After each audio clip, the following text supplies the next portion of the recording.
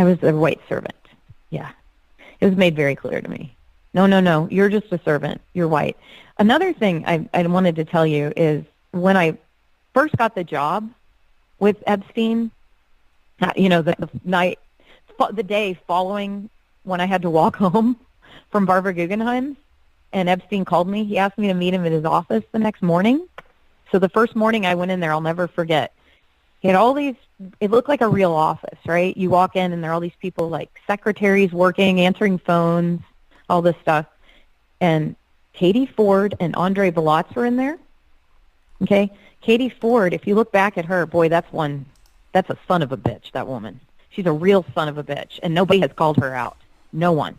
That woman is why they were able to pretend that they were hiring these models. They used her as a cover.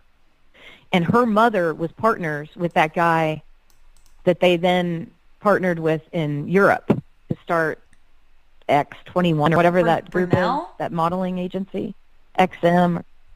Yeah, Brunel. Katie Ford's mother was partnered with Brunel.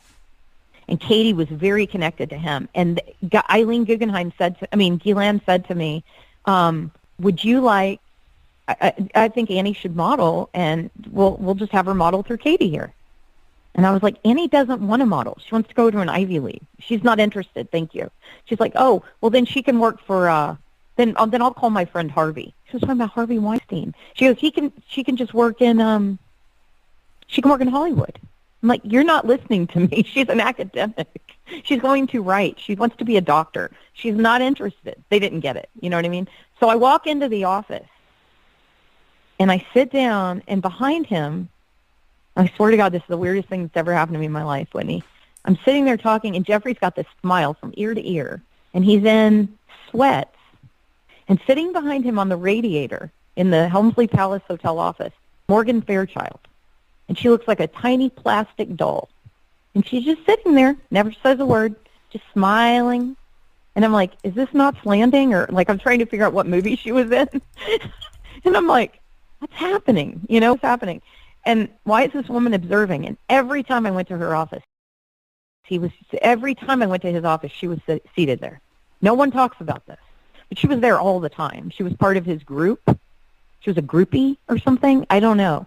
But she knew very well that he was procuring gin. There's no way she didn't know because she was in his office. And she knew. She knew, And I guarantee you can look up Morgan Fairchild and contact her and ask her what the hell she was doing with him. Because she was very much a part of that. Early 90s, she'd been friends with him for a long time. And when I asked Ghislaine about it, Ghislaine said, oh, Jeffrey thinks that Morgan Fairchild is the perfect woman. And I'm like, but he doesn't even, now I'm thinking about it, he doesn't even like women, but whatever. So that's weird, don't you think?